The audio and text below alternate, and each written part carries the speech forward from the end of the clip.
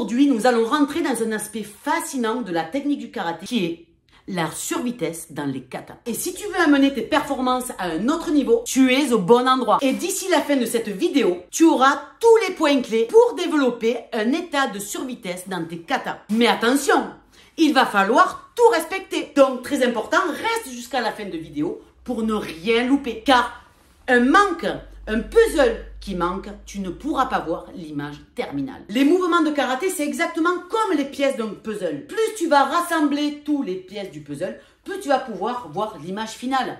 C'est pareil en karaté. Plus tu vas rassembler, optimiser toutes les pièces du mouvement, plus tu vas avoir ta technique. Donc là, on va parler de la survitesse, mais ça peut être sur le maigiri, ce qu'on a vu la semaine dernière dans une autre vidéo. Mais avant de plonger dans les détails, n'oublie pas de t'abonner et d'alerter la petite notification pour ne rien manquer. La survitesse dans les katas ne se développe pas du jour au lendemain. Cela demande du travail, de la concentration et des exercices spécifiques. Alors tu vas me dire, oui Jess, c'est bien gentil, mais qu'est-ce que c'est la survitesse? Il y a fatalement la vitesse du mouvement, mais si je parle de survitesse, c'est être capable de mettre son corps dans un état de vitesse optimale que lui seul, Jessica Buell, avec tous ses membres du corps, est capable de produire uniquement par son propre corps. Ça veut dire quoi? Ça veut dire qu'on va utiliser des éléments extérieurs de manière à gagner en vitesse pour ensuite gagner en vitesse du corps. On appelle ça la survitesse. Je vais te montrer par exemple un exercice spécifique. Tu sais, pour tout ce qui est pivot, ici, tout ce qui est pivot, tout ce qui est survitesse de démarrage de mouvement. Mais pour ça, on va le travailler de manière spécifique. Donc, tu me suis, on y va tout de suite. Go! Si je te prends par exemple ce mouvement ici, qu'on retrouve, tu sais, dans le kata Bum Unsu. Si tu suis tous les détails, toutes les vidéos YouTube, tu verras que rien que déjà par la technique, d'ailleurs, tu peux aller voir toutes nos formations, elles sont vraiment décortiquées sur tous les katas et les mouvements. Mais c'est pas le but du sujet aujourd'hui. C'est qu'en fait, déjà par la technique, ok, tu peux gagner en vitesse. Mais que la technique ou que ton corps ne suffit pas. Du coup, moi, ce que je veux actuellement, c'est gagner davantage de vitesse sur ce mouvement là. Ou bien ce mouvement là. Peu importe, d'accord? Du moment où il y a un état rotatif.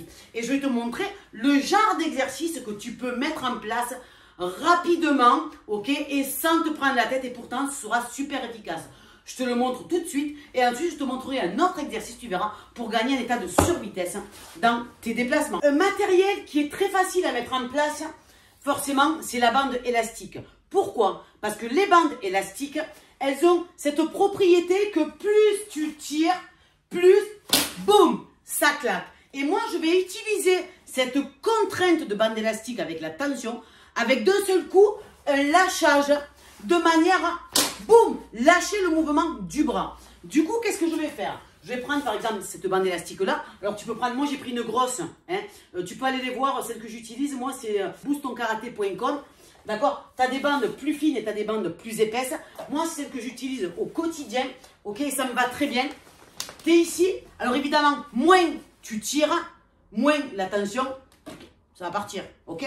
Plus tu vas jouer le jeu et plus tu vas tirer, j'exagère, c'est un peu trop costaud pour moi. Plus si je vais lâcher, tu comprends que ce bras-là, là, il est sur tension. Je vais lâcher l'élastique pour ensuite me lâcher mon mouvement. Tu vois? Et la difficulté à ne pas faire, ça va être de lâcher et de retenir l'ouverture du bras, là. Hop, de peur de se casser la figure.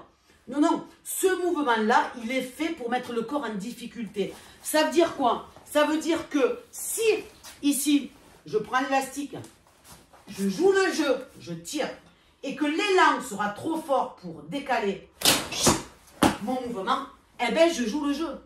Là, tu vois, je me suis cassé la figure parce que l'état de survitesse, moi, je ne suis pas habitué à ce que mon bras, il parte aussi rapide qu'avec l'élastique. Du coup, c'est une contrainte, c'est une difficulté. Je mets mon corps dans un état de survitesse dans lequel il n'est pas capable de produire tout seul. Du coup, fatalement, la phase d'arrivée est difficile. Puisque entre choisir moi, ma vitesse ici, et choisir la vitesse de l'élastique qui, elle, ne détermine pas mon confort, ici, fatalement, c'est plus dur. Du coup, je vais habituer mon corps à jouer dans un état de trajectoire et je vais venir m'asseoir à l'arrivée. Ok? Donc en plus, ça va t'aider pour la stabilité. Donc je te le remontre une fois. Tu es ici. Tu tires. Qui est vraiment une contrainte, tu vois. Là, moi, je suis vraiment attiré vers l'avant. Là, ok? J'ai la jambe qui crame, le bras, le dos, tout. Je vais lâcher d'un seul coup et lâcher le bras. Avec de la vitesse et de l'explosivité. Et surtout du relâchement musculaire. Ensuite, tu vas prendre ce même mouvement. Tu vas prendre ce même mouvement sans l'élastique. Donc, tu le fais 5-6 fois avec l'élastique. De là, tu te mets sans élastique. Et tu vas voir, tu t'imagines que tu as l'élastique et ton bras, il va partir. Partir. Si je sens que c'est pas OK, j'en refais un. Avec l'élastique, je me remets la contrainte. Ok, et je le refais de suite sans l'élastique. Tu vois, et c'est ça en fait où tu vas avoir la notion de contracter, relâcher et surtout de mettre ton corps dans un état de survitesse dans lequel il n'est pas capable de produire tout seul. Je vais te montrer par exemple pour un autre exercice. Tu sais, l'état de survitesse ici par exemple sur une avancée, ça peut être Gokutsu, Zenkutsu, peu importe. Mais je te montre juste l'état de survitesse pour le Zenkutsu. Tu vois que moi, ma vitesse maximale, d'accord, avec tout ce qui en découle, d'ailleurs tu peux aller voir les vidéos sur la chaîne YouTube, j'ai vraiment décortiqué le Zenkutsu techniquement pour gagner en vitesse et en explosivité en se fatiguant le moins possible. Donc tu peux aller voir les vidéos sur la chaîne, franchement le mouvement est hyper optimisé, déjà ça va t'aider. Mais en supplément, moi ce que je veux, c'est gagner encore plus en vitesse et en explosivité, en dehors que mon corps est capable de faire. Du coup, je vais encore solliciter la bande élastique. Pour ce mouvement, d'accord, je vais travailler sur 2 points clés. Premier point clé, c'est la phase de démarrage. Et deuxième point clé, il va y avoir la phase d'atterrissage. Donc, je vais te montrer dans un premier temps comment travailler. Alors, ce ne sera pas un état de survitesse, ce sera plutôt une contrainte pour le démarrage. Pas d'accord, parce qu'il faut une force qui va vers l'arrière en opposition de mon mouvement de manière à solliciter tous mes muscles. Et ensuite, je vais mettre l'élan sur l'état de survitesse pour la phase d'arrivée. Donc, il va y avoir 2 exercices. Reste bien jusqu'à la fin. Je te montre déjà le numéro 1. Go! Exercice numéro 1. Je prends 2 petites bandes élastiques de 1 cm. Ok? Si tu ne sais pas lesquelles j'utilise, tu peux aller voir sur Boost ton Karaté. Je positionne ici les bandes comme un sac à dos. Tu vois? D'un côté, hop, de l'autre. Donc, en fait, ça fait une croix ici. Je tire, plus c'est dur. Je te le montrerai de profil tout à l'heure. Et de là, je fais mon mouvement avec la contrainte, ok, qui va ici vers l'arrière. Donc, plus ici, je suis prêt, moins ma contrainte de démarrage, elle est dure. Plus je m'éloigne, plus il va y avoir cette contrainte qui va m'amener vers l'arrière. Vers l'arrière. Tu vois, ça demande vraiment une contraction, une poussée au niveau de la jambe arrière. De là, tout de suite, tu poses l'élastique et tu fais ton démarrage. Je te le montre ici. Tu fais ton démarrage sans l'élastique. Tu vois, tiens, avec toujours la même jambe. Tac. Si je trouve que j'ai pas la bonne sensation, que je suis toujours lourde à sentir ce démarrage, qu'est-ce que je fais? Je reprends ma bande élastique ici. Et je me remets une contrainte. Contrainte, j'active ici. Hop, il faut bien le placer par contre. J'active ici. Je relâche. Que je ne perde pas le micro. Hop. Et je refais mon exercice sans la contrainte arrière de l'élastique. Tu comprends? Maintenant, on a travaillé. Phase avec une contrainte au démarrage. Mais maintenant, moi, ce que je veux, c'est l'état de survitesse. Vraiment à l'arrivée. Et je vais te montrer comment je fais maintenant. Ce qu'il faut savoir que dans un Oisuki, ok, je ne vais pas te décortiquer là parce que ce n'est pas le but de la vidéo, mais dans le Oisuki, on va appeler la phase positive du mouvement et la phase négative qui est le retour, qui est l'armée. Donc d'un côté c'est phase positive, de l'autre côté c'est phase négative. C'est pour l'armée, c'est phase négative, phase positive. Sauf qu'il faut travailler les deux. Si tu travailles que la phase positive, eh bien en fait on en oublie tous les systèmes rotatifs au niveau du corps qui va me permettre, par exemple, de tirer l'équité, ce qui va m'engager l'épaule et m'envoyer la vitesse de déplacement de bras. Ok, ça, c'est pareil, tu peux le voir sur des vidéos YouTube, dans nos formations, tout ça. C'est ultra décortiqué. Donc, pour jouer sur les deux tableaux, ok, je dis, bon, mais écoute, Jess, d'un côté, il me faut positif. De l'autre côté, je veux l'état de survitesse. C'est-à-dire, je vais me mettre une contrainte ici, la contrainte de l'élastique. Et l'autre, je vais mettre l'élastique dans un état de survitesse. Donc, je vais te montrer comment je fais. La première contrainte, ça va être de venir tirer les équités de manière à jouer sur une contrainte positive, comme la phase de démarrage tout à l'heure. Mais après, qu'est-ce que je vais faire? Je vais utiliser les élastiques qui vont m'amener devant pour préarmer, pour lâcher, réavoir une contrainte, lâcher vitesse sur vitesse, contrainte, sur vitesse, contrainte, vitesse. Je fixe et je me laisse aller. Je fixe, tu vois, je fixe.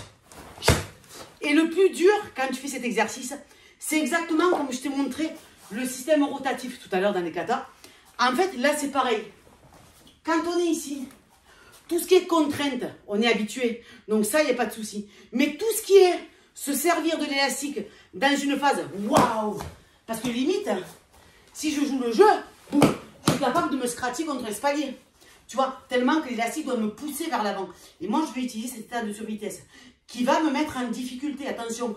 Du coup, la difficulté, ça va être quoi? Ça va être que les gens, qu'est-ce qu'ils font, hein? C'est que je vais retenir tout ça. Je vais retenir. Mais ce n'est pas le but de retenir. Parce que le but, c'est d'utiliser l'élastique pour mettre mon corps dans un état de survitesse. Tu comprends? Donc, en fait, ça va demander du contracté-relâché, ce qu'on voit dans les katas. Donc, c'est ce qui m'arrange. C'est ce que moi, je veux travailler. Du coup, je contracte. Contracté, relâché. Percussion, contracte. Percuté, relâché. Tu vois? Et je joue le jeu. Si mon zenkutsu est trop court, qu'est-ce qui va se passer? Vitesse. Hop là. Je me casse la figure. Dans la deuxième fois, qu'est-ce que je fais? J'agrandis mon zenkutsu.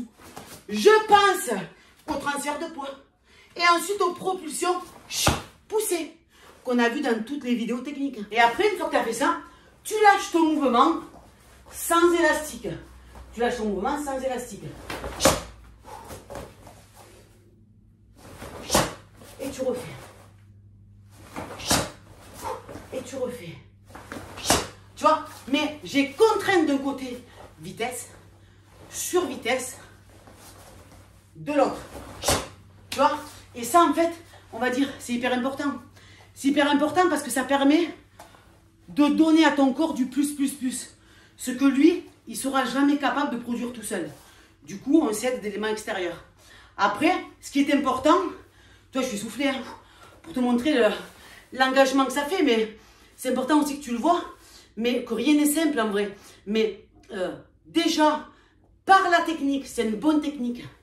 Pour ça, il y a toutes nos vidéos YouTube, il y a toutes nos formations que tu peux aller voir. Je te mettrai tout ça en lien dans la vidéo qui te décortique pour optimiser le mouvement. Déjà ça, tu peux gagner en vitesse, en explosivité, en te pétant le moins possible tes articulations. Et en plus, tu forces pas et tu es plus rapide, plus puissant et tout ça. En complément, boum, travail d'élastique. Je te mettrai le lien aussi, on a créé avec ça, avec ma soeur, il y a quelques années maintenant, des exercices spécifiques, c'est sur un DVD.